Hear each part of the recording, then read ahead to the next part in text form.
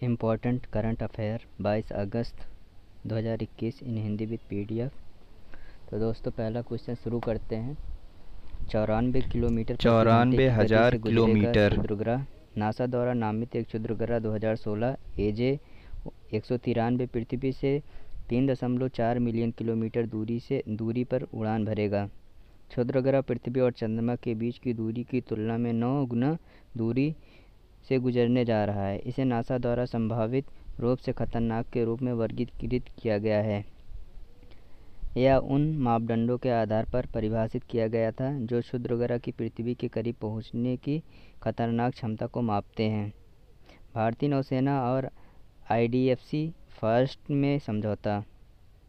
भारतीय नौसेना ने ऑनर फास्ट शुरू करने के लिए infrastructure development finance company IDFC fast bank के साथ एक समझौता ज्ञापन एमओयू पर हस्ताक्षर किए हैं।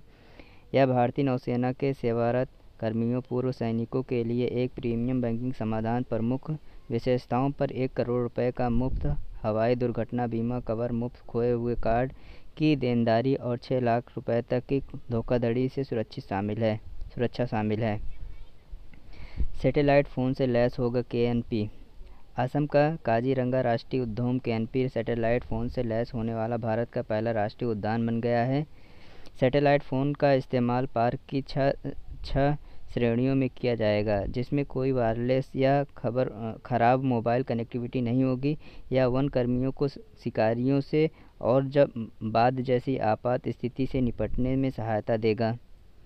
5 एवाईसी को मिलेगा Diana award. 5 Ashoka young change maker AYC से प्रतिष्ठित डायना अवार्ड से सम्मानित किया गया है। डायना अवार्ड प्राप्त करने वाले अशोक यंग चेंज मेकर ने आर्यानी सहायक, आदिति रोग, आकर्ष श्राफ, आर्योने काव्य गुप्ता।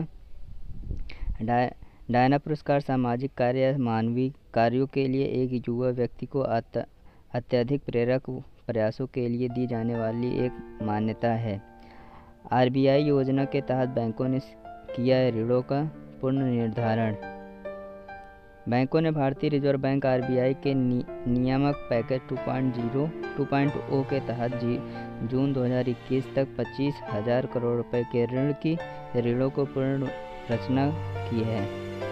अधिकांश पुनर्गठन सार्वजनिक क्षेत्र के बैंकों पीएसबी द्वारा किया गया पुनर्गठन में पुनर्निर्धारण भुगतान शामिल हो सकता है और ऋण के एक हिस्से को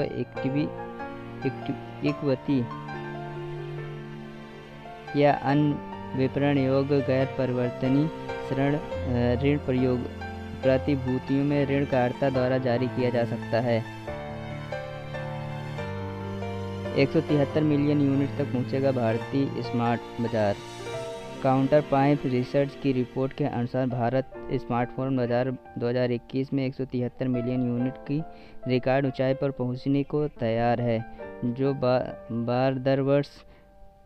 वर्ष दर वर्ष 14% की दर से बढ़ रहा है। भारत एक स्मार्टफोन बाजार चीन के बाद विश्व का दूसरा सबसे बड़ा बाजार बना है। 2020 में भारतीय बाजार में उत्तरी अमेरिका, लैटिन अमेरिका और अफ्रीका के बाजारों से बेहतर प्रदर्शन किया। अडानी टोटल गैस ने एसएमटीपीएल में खरीदी 50% हिस्सेदारी। Adani Total gas limited smart meter technology private limited SMTPL में 50% हिस्सेदारी का अधिग्रहण किया है। Adani Total gas limited Adani समूह और फ्रांस के टोटल एनर्जी का गैस संयुक्त उद्यम है। अधिग्रहण का उद्देश्य प्रीपेड स्मार्ट मीटर पर फोकस के साथ गैस मीटर का निर्माण करना। अडानी टोटल गैस ऑटोमोबाइल को सीएनजी और घरेलू रसोई और उद्योगों को पाइप्ड नेचुरल गैस की खुदरा बिक्री करती है। यूनिकॉर्न क्लब में शामिल हुई Zetwerk company. Global manufacturing platforms network प्रतिष्ठित यूनिकॉर्न क्लब का सबसे नया सदस्य बना है। इसने सीरीज ई फंडिंग के दौर में $150 मिलियन अर्जित किए, जिसमें फर्म का मूल्यांकन $1 अरब से अधिक हो गया है। आईआईटी के पूर्व छात्र अमृत आचार्य और राहुल शर्मा द्वारा 2018 में स्थापित जेटवर्क का उद्देश्य मालिकाना तकनीकी और परियोजना प्रबंधन तकनीकों का उपयोग करके विनिर्माण उद्योग का आधुनिकीकरण करना है। अमित ने U20 एथलेटिक्स चैंपियनशिप में जीता रजत। अमित खत्री ने पुरुष की 10,000 मीटर रेस वॉक स्पर्धा में रजत पदक जीता और विश्व अंडर-20 एथलेटिक्स चैंपियनशिप में भारत का दूसरा पदक जीता है। वे केन्या के हैरी स्टोन कानियोनी के बाद दूसरे स्थान पर रहे।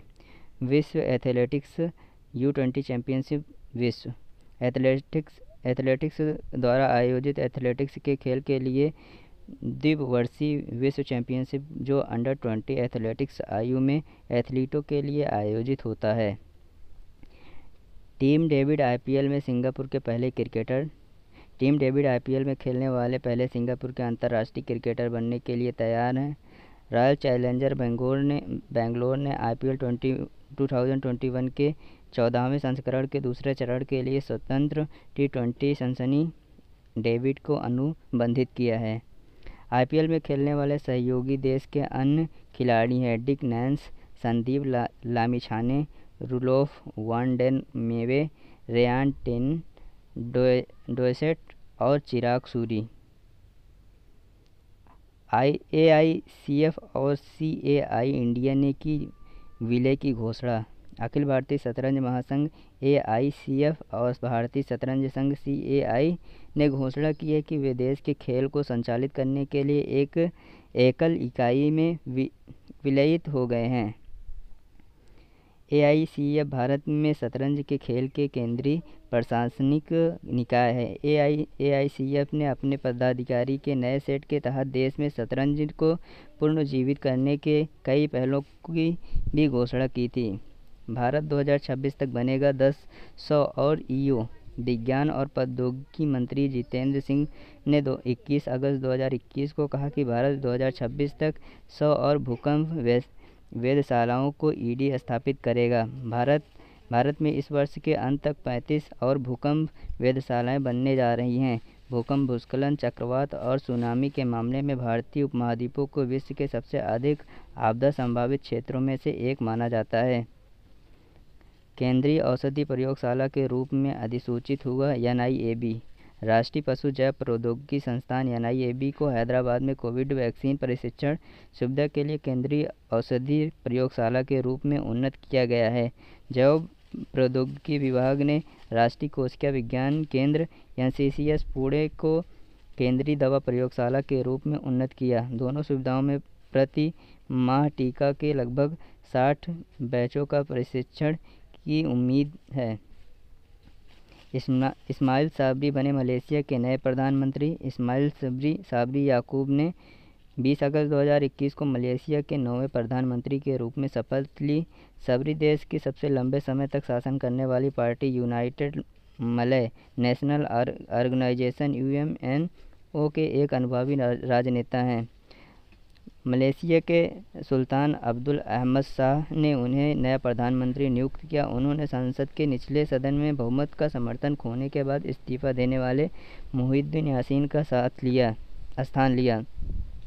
उत्तर प्रदेश के पूर्व मुख्यमंत्री कल्याण सिंह का निधन। उत्तर प्रदेश के पूर्व मुख्यमंत्री कल्याण सिंह के 21 अगस्त 2021 को लखनऊ के Sanjay Gandhi post graduate institute of medical science SGPGI में निधन हो गया। कल्याण सिंह राज्यपाल कार्यकाल में अपना 5 वर्ष का कार्यकाल पूरा करने वाले 5 दशकों में राजस्थान के पहले राज्यपाल थे। 1991 में सिंह देश के सबसे अधिक आबादी वाले राज्य के पहले भाजपा मुख्यमंत्री बने।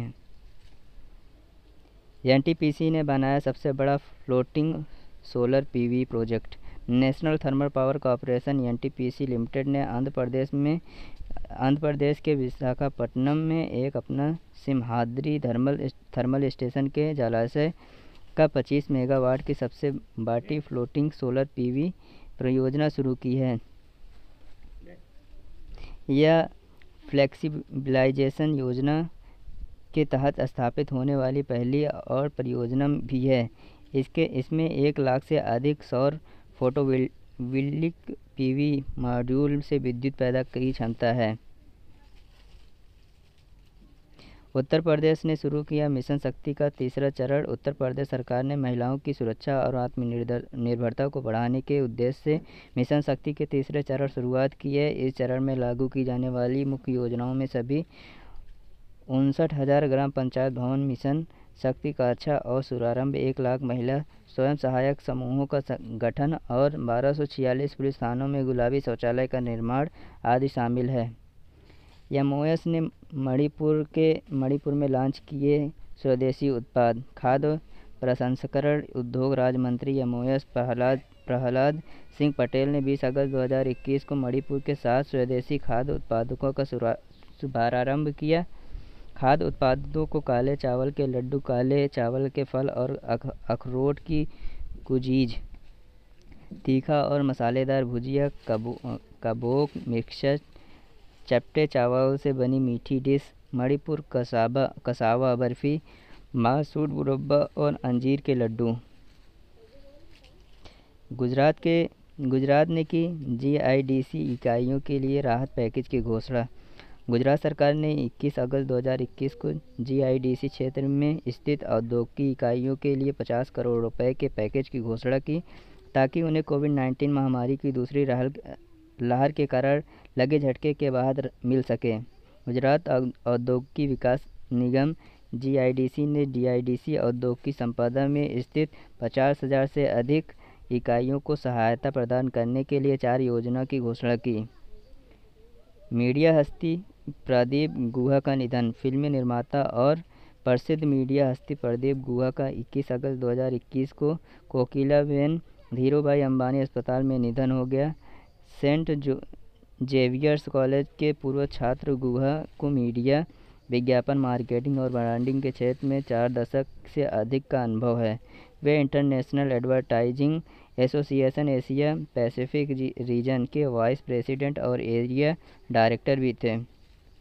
भारत का सबसे अधिक ऊंचाइयों वाला हर्बल गार्डन सेटअप। उत्तराखंड में चमोली जिले के माड़ा गांव में 11,000 फीट की ऊंचाई पर स्थित भारत के सबसे अधिक ऊंचाई वाले हर्बल गार्डन उद्घाटन किया गया है। पार्क का उद्देश्य विभिन्न औषधीय और सांस्कृतिक रूप से महत्वपूर्ण अल्पाइन प्रजातियों का संरक्षण करना और उनके आवास परिस्थिति पर शोध करना है। प्रतिपूरक वनीकरण कोष प्रबंधन और योजना प्राधिकरण CAMPA योजना के तहत विकसित किया गया है। तो दोस्तों, अगर हमारी वीडियो आपको पसंद आई है तो वीडियो को लाइक करें और सब्सक्राइब करें, अपने दोस्तों के साथ शेयर करें।